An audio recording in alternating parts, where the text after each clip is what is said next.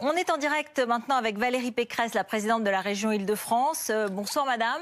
Depuis le début de la crise, vous avez pris plusieurs initiatives, comme la distribution de masques pour les soignants, les personnes fragiles. Il y en a aujourd'hui en pharmacie sur ordonnance. La mise en place d'aides exceptionnelles pour les PME ou les familles en difficulté. On va y revenir. Mais d'abord, vous avez été en visioconférence cet après-midi avec le Premier ministre. De quelle façon est-ce qu'il vous a confirmé la méthodologie du déconfinement, enfin l'après-11 mai? Alors, le Premier ministre a réuni effectivement tous les présidents de région avec un certain nombre de ministres, Bruno Le Maire, Gérald Darmanin, Jean-Michel Blanquer, Madame Gourault, Monsieur Lecornu, et nous avons parlé du déconfinement. Et le Premier ministre nous a confirmé qu'il tiendrait compte des spécificités de chaque région. Pour nous, c'est très important parce que, évidemment, la reprise de l'activité, si elle doit se faire pour toutes les régions le même jour, c'est-à-dire qu'on doit tous avoir le même point de départ, c'est le 11 mai, il serait très injuste pour certaines régions de rester confinées alors que toutes les autres ne le sont pas. Donc on est tous d'accord pour déconfiner le même jour, mais si le point de départ est le même, le chemin doit être différent. En Île-de-France, on est une région particulièrement touchée. Le Grand Est et nous, on a été plus de 2 fois plus touchés que toutes les autres régions. Donc, évidemment, il faut qu'on prenne plus de précautions.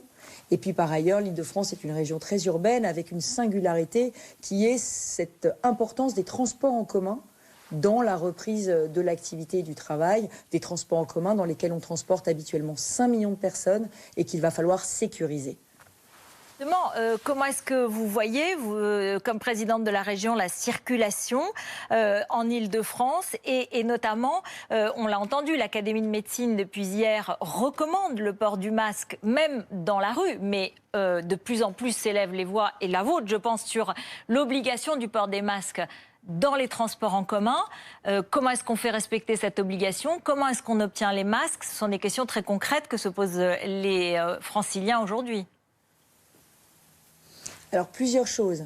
D'abord, nous avons un problème, c'est que pour l'instant, la RATP et la SNCF nous disent, parce que beaucoup de leurs agents aujourd'hui sont absents, gardent les enfants, qu'ils ne pourront pas remettre le 11 mai plus de 50% des trains et des métros en marche. Ça n'est pas acceptable, ça n'est pas possible. C'est pour ça que j'ai demandé au gouvernement que très vite, et dès la semaine prochaine, les enfants des personnels de la RATP et de la SNCF puissent être accueillis et gardés comme le sont aujourd'hui les enfants des personnels soignants, par exemple, de façon à ce qu'on puisse avoir plus d'offres le jour J.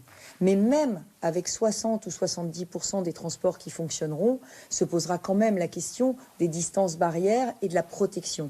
Et c'est pour ça que je pense, comme vous le dites, que le port du masque doit être obligatoire dans les transports en commun, au moins en Île-de-France. Alors j'ai bien entendu que l'État n'était pas en mesure d'équiper tous les voyageurs. Comme l'État ne le peut pas, eh bien je le dis aujourd'hui, si l'État ne le peut pas, la région, elle, équipera les voyageurs. Elle sera au rendez-vous pendant les premières semaines du déconfinement pour permettre qu'il y ait une vraie sécurité dans les transports en commun en Île-de-France. C'est-à-dire, la région va distribuer des masques, un peu comme on a vu dans la ville de Madrid, en l'occurrence, où on voyait qu'à l'entrée des métros, on distribuait des masques. Ce sera ça? La région va le faire? Alors, je vais vous expliquer ce que je souhaite. Moi, je souhaite que le port du masque soit obligatoire et je souhaite qu'il n'y ait pas d'indulgence vis-à-vis de ce port du masque. Parce que si 98% des personnes en ont et qu'il y a 2% des personnes qui n'en ont pas, il ne faut pas les laisser rentrer dans les transports.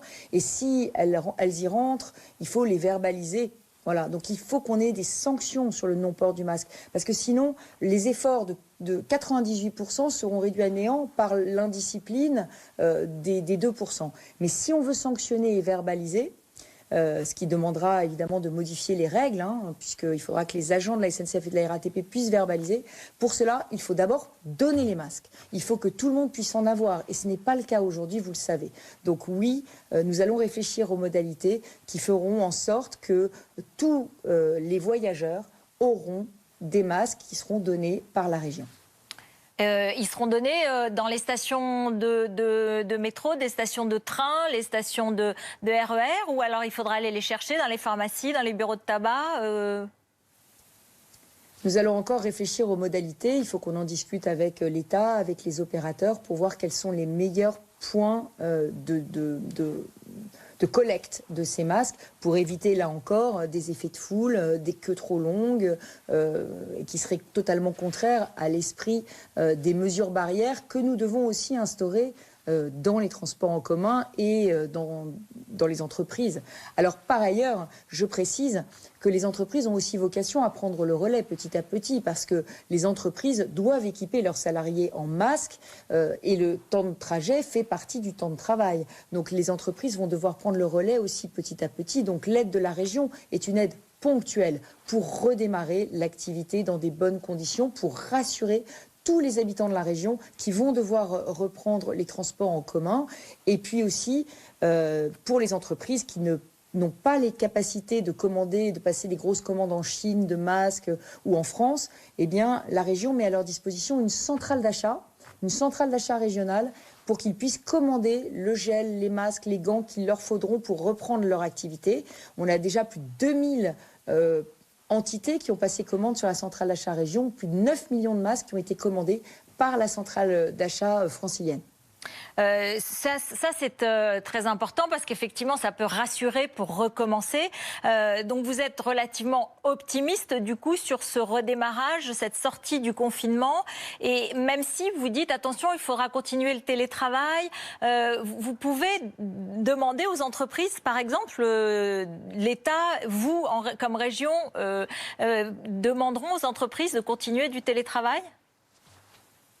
Absolument, parce que je rappelle quand même les chiffres, c'est très important pour que les Français comprennent, les Franciliens comprennent bien pourquoi je leur demande de limiter au maximum leurs déplacements, même après le confinement. D'habitude, nous avons 5 millions de Français dans les transports en commun. Si nous avons 50 ou 70% seulement des trains qui roulent, comme il faudra que ces transports ne soient pas saturés, on ne pourra pas y voyager comme on voyageait en temps normal. Donc il va falloir avoir quelques distances. Et pour maintenir ces distances, eh bien, il faut qu'il y ait beaucoup moins de franciliens dans les transports en commun que d'habitude. Et donc, c'est pour ça que je demande aux entreprises franciliennes de continuer au maximum le télétravail. Alors, moins rigoureusement qu'aujourd'hui, on est en confinement. On pourra aller au travail 1 jour par semaine, 2 jours par semaine, mais partout où ce sera possible de continuer le télétravail. Et je vais demander aux entreprises et aux partenaires sociaux de l'Île-de-France, en lien avec l'État, qu'on ait un protocole d'accord sur comment ça va se passer le déconfinement dans les entreprises en Île-de-France. Et moi, je proposerais qu'on garde dans les 3 premières semaines, jusqu'à la fin du mois de mai, qu'on garde des attestations de l'employeur pour pouvoir utiliser les transports en commun aux bonnes heures. Parce que je pense que les entreprises ont un devoir aujourd'hui qui est celui de lisser les heures de pointe pour qu'il y ait moins de personnes dans les transports au même moment. Et donc, on pourrait imaginer les autorisations de se déplacer. Par exemple, vous avez l'autorisation de déplacer entre 7h et 8h, entre 8h et 9h, entre 9h et 10h, et que l'entreprise ait une large amplitude pour l'arrivée des salariés au travail, de façon toujours de désengorger les transports en commun. Parce que, évidemment, on va travailler aussi sur des alternatives. Le vélo, la région va investir massivement dans des pistes cyclables provisoires avec la ville de Paris. Mais le vélo, au maximum, on aura, si on a 800 000 personnes à vélo, c'est déjà le bout du monde. Et je vous rappelle que le chiffre dans les transports en commun, d'habitude, c'est 5 millions de personnes. Donc il faut vraiment que chacun soit vraiment très discipliné, qu'on poursuive le télétravail, qu'on lisse les heures de pointe, qu'on fasse aussi un peu de marche à pied, si on le peut, si on est en bonne santé, qu'on économise les transports. Et juste un mot sur les masques, j'y reviens, mais quel type de masques la région va-t-elle distribuer? Est-ce que ce sont des masques chirurgicaux, des masques grand public, comme on les appelle, et d'où viennent-ils? Ce sera un peu les deux, mais je vous donnerai toutes les précisions dans les jours qui viennent. Nous sommes en train de passer les commandes. D'accord, donc des précisions un petit peu plus tard sur les masques, mais je le rappelle, distribution par la région. En discussion, en concertation avec la ville de Paris, avec Anne Hidalgo ? Absolument. Le plan de déconfinement que nous sommes en train de mettre en place pour l'Île-de-France se fait en concertation étroite, évidemment, avec l'État, mais aussi avec toutes les collectivités. La Ville de Paris, je vous disais que nous travaillons ensemble, la main dans la main, sur le plan vélo alternatif au transport en commun. Nous travaillons aussi avec tous les départements et les intercommunalités qui sont gestionnaires de voirie. Nous travaillons aussi avec les entreprises. Les régions, aujourd'hui, se retrouvent au centre de la stratégie de déconfinement, parce que comme nous gérons à la fois les transports, l'aide économique, et que la reprise d'activité pour nous elle est cruciale, parce qu'il ne faut pas et on va faire face à une crise économique, à une crise sociale. Et moi je m'inquiète beaucoup dans ma région où nous avons beaucoup de quartiers très pauvres, très populaires, de la montée de la précarité, de la pauvreté qui s'exprime dès maintenant. La région en ce moment est en train d'organiser des distributions alimentaires dans les quartiers les plus populaires. On est en train de réfléchir à des mesures d'aide au pouvoir d'achat des familles les plus fragiles. Il y a des familles dans lesquelles le salaire ne sera pas versé, et quand on est en intérim, quand on est dans des emplois précaires, le chômage, ça ne compense pas du tout la perte de pouvoir d'achat du confinement. Un mot sur les loyers. La région a la main sur des loyers. Est-ce qu'il y a un protocole sur les loyers ? Alors non, la région ne gère pas d'office HLM. Et la région ne gère pas non plus, j'allais dire, des grandes foncières qui hébergent des commerces. Mais nous avons demandé, avec l'ensemble des régions de France, aux grandes foncières qui gèrent notamment tout l'immobilier commercial, de faire un moratoire sur le paiement des loyers pour tous les petits commerces de proximité qui aujourd'hui ne peuvent pas payer leur loyer. On s'achemine vers une période qui va être extrêmement difficile pour tous les commerces de bouche, pour les restaurants, pour tout le secteur du tourisme, de l'événementiel, singulièrement en Île-de-France. Vous l'imaginez bien, où nous vivons d'un tourisme largement international. Donc il va y avoir des vraies pertes de recettes, des entreprises qui vont faire faillite et beaucoup d'indépendants et d'entrepreneurs qui vont se retrouver qui vont devoir mettre la clé sous la porte.